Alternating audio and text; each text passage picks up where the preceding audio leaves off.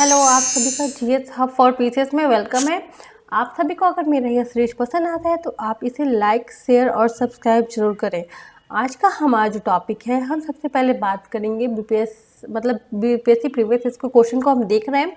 और previous year के question में आज का हमारा जो टॉपिक है वह है साइंस में बायोलॉजी वाले सेक्शन को आज हम देख रहे हैं। ठीक है, साइंस में बायोलॉजी के सेक्शन से क्या होता है कि क्वेश्चन हर साल पूछ लिए जाते हैं। कम से कम इसकी जो संख्या होती है वह 10 जरूर होती है। तो सबसे पहले हम प्रीवियस 10 इयर्स के जो क्वेश्चन है बायोलॉजी के, उन सभी क्वेश्चन को देखेंगे। ठीक है, सबसे पहले हमारे सामने जो पहला क्वेश्चन है वह है पुस्तक द ओरिजिन ऑफ स्पीसीज किसने लिखी। यह जो क्वेश्चन है 65वीं बीपीएससी में पूछा गया है, जो कि 2019 में हुआ था। और हमारे सामने 5 ऑप्शन है। पहला जो ऑप्शन है वह है लीनियस, बी लैमार्क, सी मेंडल और डी डार्विन। और ई जो ऑप्शन है वह है उपर्युक्त में से कोई नहीं और उपर्युक्त में से एक से अधिक।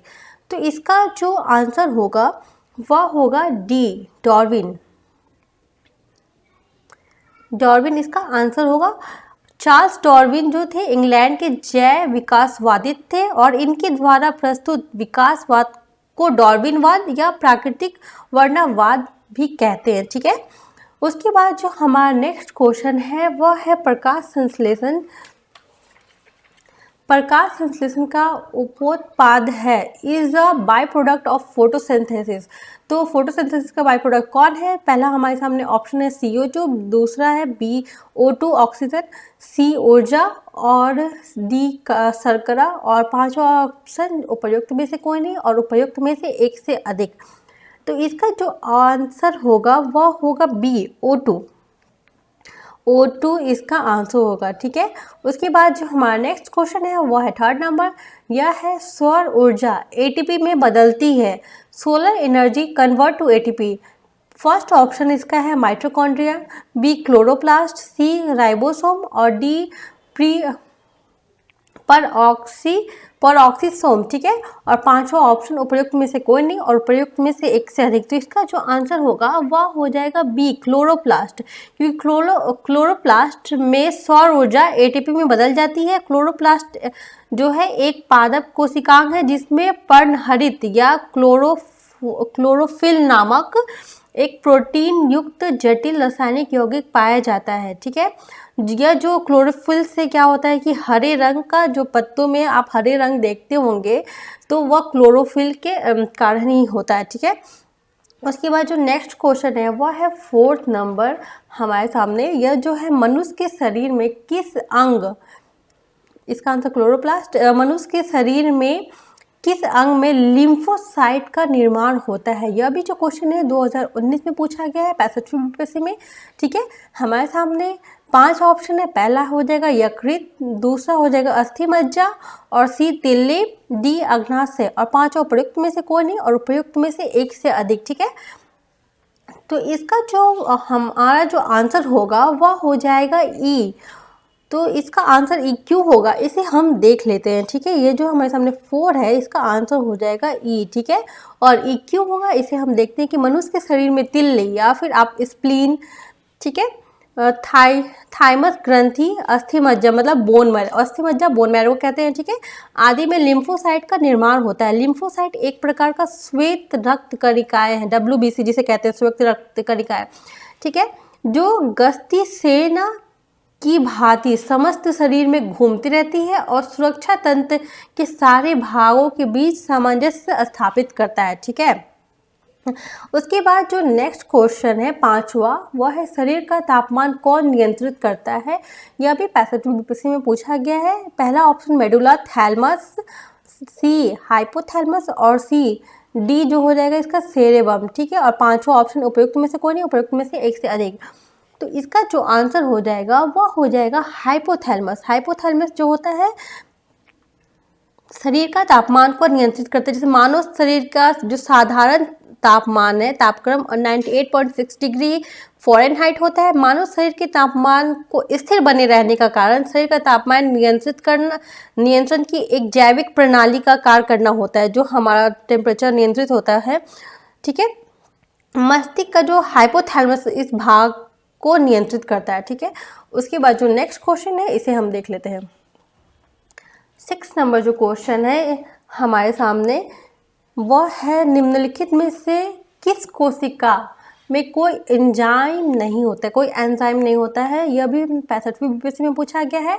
और इसका जो 5 ऑप्शन है, पहला लाइकेन, विषाणु, वायरस, जीवाणु, बैक्टीरिया और डी शैवाल, और 5वां ऑप्शन। तो इसका जो आंसर हो जाएगा वह हो जाएगा विषाणु, वायरस। ठीक है, वायरस क्यों होगा इसे हम देखते हैं। इसका आंसर बी ए वायरस। विषाणु शब्द की उत्पत्ति जो थी फर्स्ट टाइम में लैटिन शब्द वायरस से हुई है। ये भी पूछ सकता है कि विषाणु की उत्पत्ति कब हुई, मतलब किस शब्द से हुई है। तो ठीक है, विषाणु शब्द की उत्पत्ति वायरस से हुई है, जिसका शाब्दिक अर्थ विष्ण और अरु है। यह अकोशिकीय अतिसूक्ष्म जीव है जो केवल जीवित कोशिका में ही वंश वृद्धि कर सकते हैं। ठीक है, रासायनिक दृष्टि से प्रोटीन आवरण में घिरे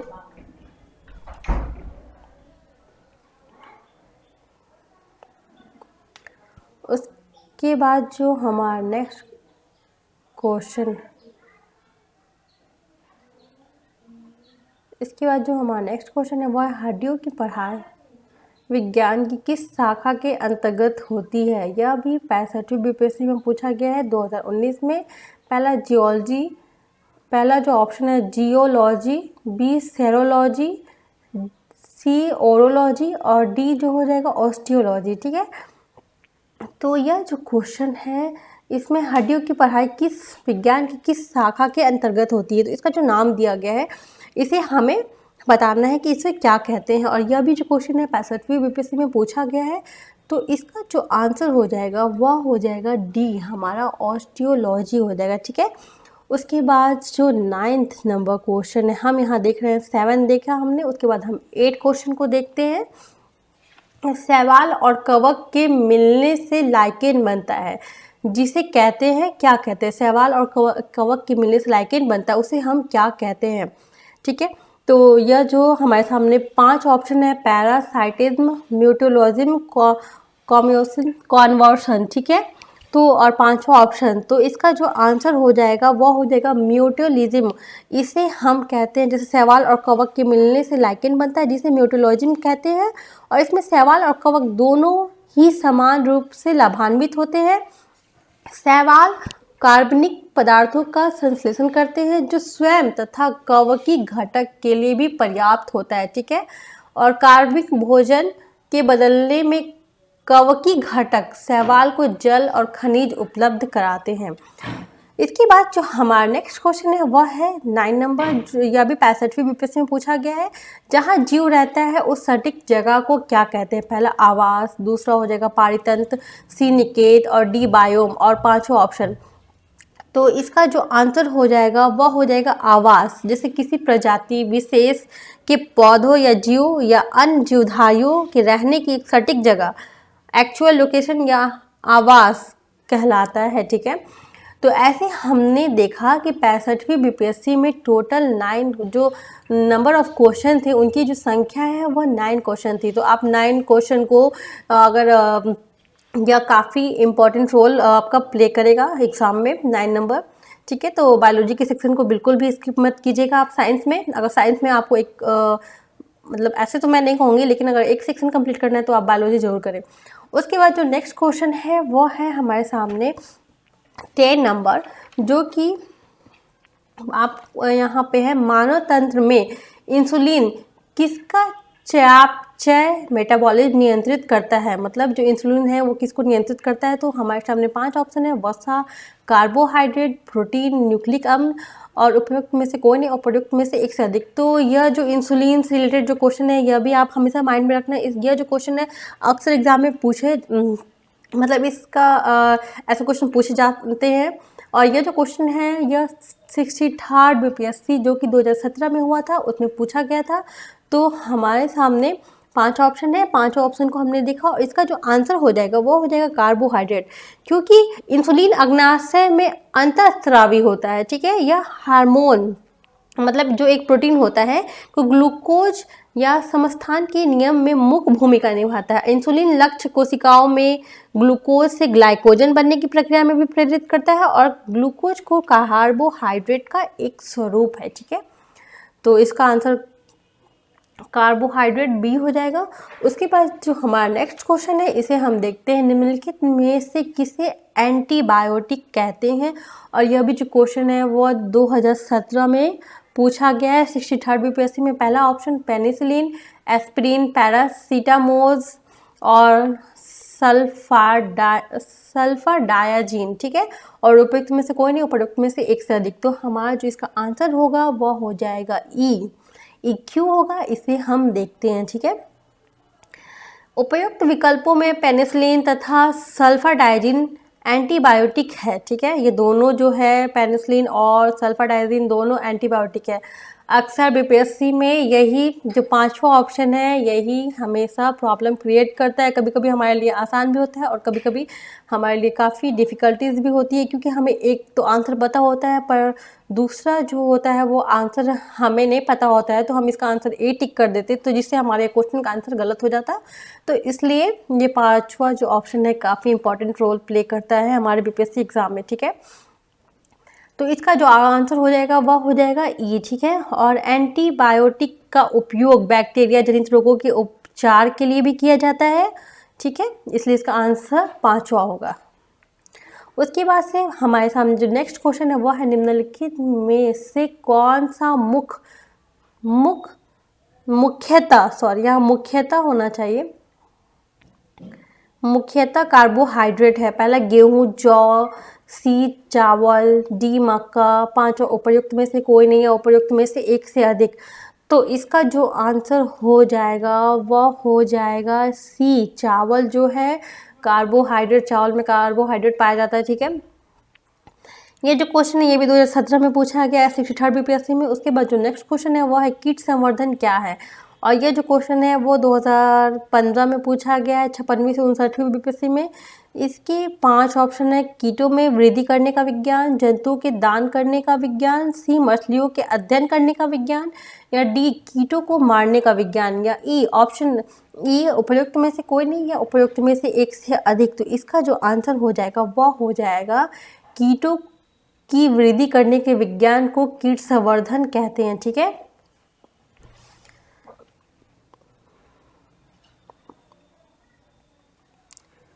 उसके बाद जो नेक्स्ट क्वेश्चन है वह है 14 नंबर, जेनेटिक्स निम्न में से किसका अध्ययन है। यह 2011 53वीं से 55वीं बीपीएससी में पूछा गया है, 53rd to 55th में पूछा गया है। पहला मेंडल का नियम है, जैव विकास है, बी सी डीएनए की संरचना है, या डी आनुवांशिकता और विचरण, या उपयुक्त पांचवा जो ऑप्शन है उपयुक्त में से कोई नहीं या उपयुक्त में से एक से अधिक। जेनेटिक्स किसका अध्ययन है, तो इसका जो आंसर हो जाएगा वो हो जाएगा डी, जेनेटिक्स जो है वो आनुवांशिकता और विचरण का अध्ययन है, ठीक है। इसके बाद जो नेक्स्ट क्वेश्चन है इसे हम देख लेते हैं। हमारा जो नेक्स्ट क्वेश्चन है वह है लौंग पौधों की निम्नलिखित में से किस भाग से प्राप्त होता है, लौंग पूछा गया है। ऐसा ही क्वेश्चन यूपीपीसीएस में इस साल पूछा गया था, वहाँ पे लौंग की जगह हिंग था ऑप्शन, मतलब हिंग था। तो ऐसे भी क्वेश्चन पूछे जाते हैं, तो इसे आप माइंड में रखना, लौंग अक्सर पूछा जाता है, मतलब इस ऐसे क्वेश्चन पूछे जाते हैं। तो हमारे सामने 5 ऑप्शन है, ये 2015 में पूछा गया है, तो इसकी अभी भी आने की पॉसिबिलिटी है। इसका जो फर्स्ट ऑप्शन है वो हो जाएगा शुष्क पत्तियाँ, बी शुष्क तने, शुष्क बीज, या शुष्क पुष्प कली, और पांचवा ऑप्शन। तो इसका जो आंसर हो जाएगा वह हो जाएगा लौंग पौधों की निम्नलिखित किस भाग से प्राप्त होता है। तो यह इसका जो आंसर हो जाएगा वो हो जाएगा डी पुष्प कली, ठीक है। उसके बाद जो नेक्स्ट क्वेश्चन है वह है पादप कली है, यह भी 2015 में पूछा है। एक भ्रूणी टहनी, बी एक भ्रूणी पत्ती, सी एक भ्रूणी बीज, और डी एक भ्रूणपोष, ठीक है। तो इसका जो आंसर हो जाएगा एक भ्रूणी टहनी इसका आंसर हो जाएगा, ठीक है। उसके बाद जो नेक्स्ट क्वेश्चन है वह है पौधे जो नमक युक्त मिट्टी में उगते हुए को क्या कहते हैं। तो इसका ये 2011 में पूछा गया है। तो पहला जो हो जाएगा जीरोफाइट, बी हाइड्रोफाइट, सी हेलोफाइट, डी सैक्यूलेंट, या ई ऑप्शन। तो इसका जो आंसर हो जाएगा पौधे जो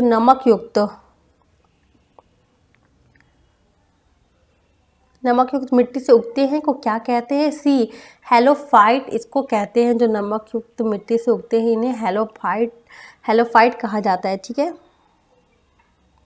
इनमें उच्च लवण युक्त जल में पैदा होते हैं। उसके बाद जो डी है वह है 18 नंबर हमारे सामने नेक्स्ट क्वेश्चन है। इसमें EEG इलेक्ट्रोएन्सेफेलोग्राम, कभी कभी इसका EEG दे देगा, इसका फुल फॉर्म पूछ भी देगा, और EEG ECG ऐसे मतलब ये सब पूछता है, यह इंपॉर्टेंट हो जाएगा। और ये 64th BPSC में पूछा गया जो कि 2018 में है, पूछा गया है। EEG निम्न में से किसकी निगरानी के लिए उपयोग किया जाता है? जैसे डी हो जाएगा हृदय, यकृत लिवर, पैंक्रियास, या डी मस्तिष्क, और ई उपयुक्त में से कोई नहीं है, उपयुक्त में से एक से अधिक। तो इसका जो आंसर हो जाएगा मस्तिष्क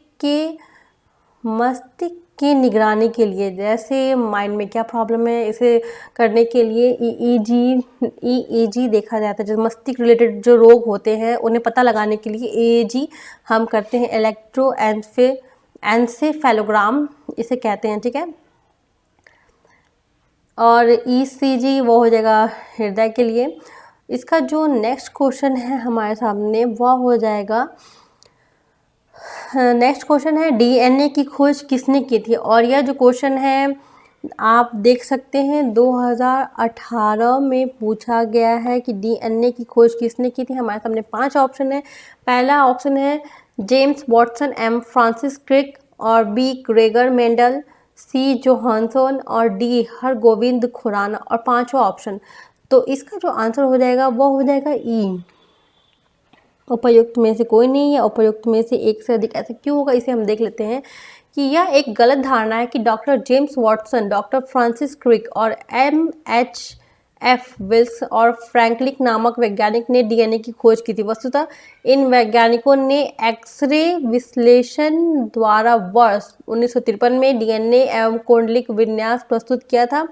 वास्तव में DNA का जो पहचान सर्वप्रथम 1869 में स्विस रसायन शास्त्री फ्रेडरिक मिस्चर ने की थी, और फ्रेडरिक ने इसे न्यूक्लिन कहा था। ठीक है, हमारा जो नेक्स्ट क्वेश्चन है वह है यकृत एवं मांसपेशियों में ऊर्जा जमा होती है। पहला ऑप्शन कार्बोहाइड्रेट के रूप में, वसा के रूप में, प्रोटीन के रूप में, डी ग्लाइकोजन के रूप में, और 5वां ऑप्शन उपयुक्त में से कोई नहीं है, उपयुक्त में से एक से अधिक। तो इसका जो आंसर हो जाएगा वो हो जाएगा ग्लाइकोजन के रूप में। ठीक है, डी हो जाएगा ग्लाइकोजन के रूप में। यकृत एवं मांसपेशी में ऊर्जा कहाँ जमा होती है? तो ग्लाइकोजन के रूप में, ग्लाइकोजन में। ठीक है, ग्लाइकोजन के रूप में, यहाँ पे ये मिस्टेक। उसके बाद जो नेक्स्ट क्वेश्चन है वह है मानव शरीर में होता है, मतलब कितना % पानी मानव शरीर में होता है। यह क्वेश्चन है 2 साल पूछ लिया गया है।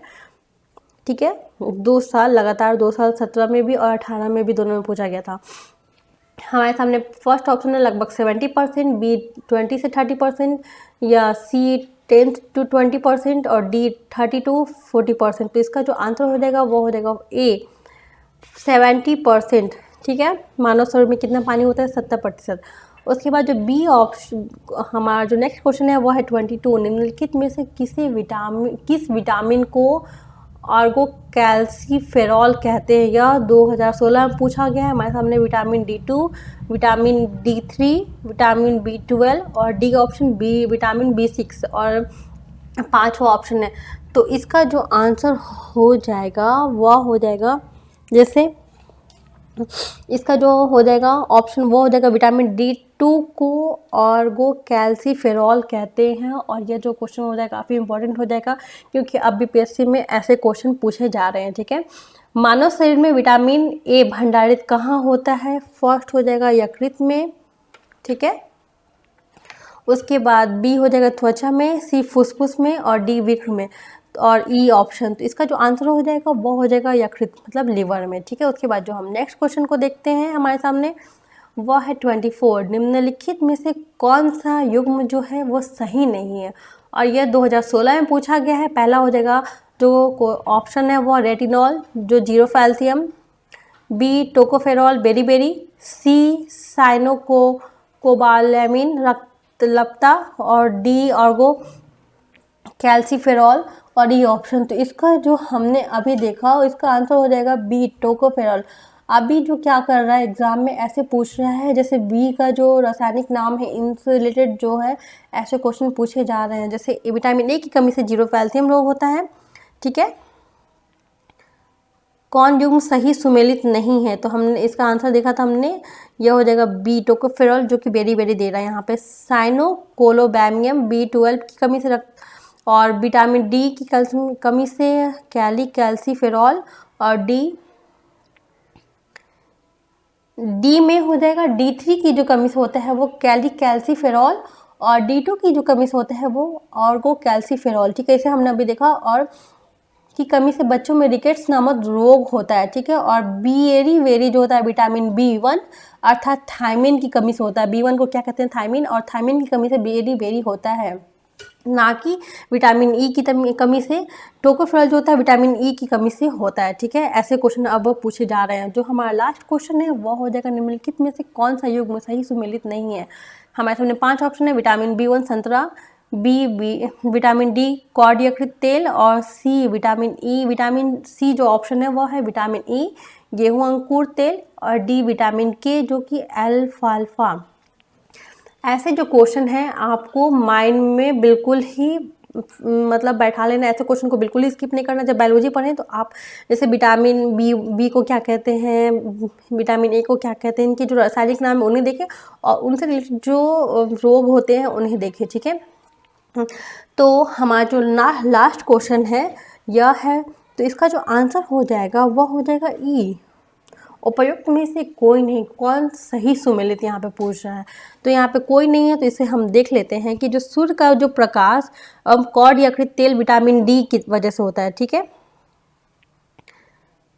गेहूं अंकुरित तेल विटामिन ई का प्रमुख स्रोत है, जबकि अल्फाल्फा विटामिन के प्रचुर है, प्रचुर मात्रा में मिलती है। यद्यपि संतरा विटामिन सी, संतरा जो होता है विटामिन सी का स्रोत है, तथापि इसमें विटामिन B1 भी बहुत कम मात्रा में पर्याप्त होता है। यह जो क्वेश्चन था 2016 में पूछा गया था। और B1 हमने यह जो जैसे हम बहुत से स्टूडेंट थे इन्हें कन्फ्यूजन था कि विटामिन सी से संतरा होता है, बट B1 में भी B1 की कमी से भी संतरा में, जैसे संतरा विटामिन सी का प्रमुख स्रोत है और इसमें विटामिन B1 भी होता है पर्याप्त मात्रा में, इसलिए जो इसका आंसर हो जाएगा वह हो जाएगा, मतलब ये सभी सही है। विटामिन डी कॉड यकृत तेल, विटामिन ई गेहूं अंकुरित तेल, और विटामिन के से के अल्फाल्फा, और इसका जो आंसर हो जाएगा वो हो जाएगा ई। इसलिए इसका आंसर जो हो जाएगा ई, क्योंकि ये सभी सही हैं। और यहाँ दे रहा है सही सुमेलित नहीं है। 2016 में ऐसा क्वेश्चन पूछा था। तो ठीक है, हमारा जो बायोलॉजी का फर्स्ट पार्ट है क्वेश्चन प्रीवियस ईयर 10 ईयर की जो प्रीवियस है वो आज यहीं ख़त्म होते हैं। मिलते हैं नेक्स्ट वीडियो में, मतलब इसकी जो नेक्स्ट पार्ट है उसे मैं नेक्स्ट वीडियो में देखूंगी, ठीक है। तो बीपीएससी की सीरीज चलती रहेगी। आप सभी को अगर मेरा ये सीरीज पसंद आता है तो आप इसे लाइक शेयर और सब्सक्राइब जरूर करें। Thank you.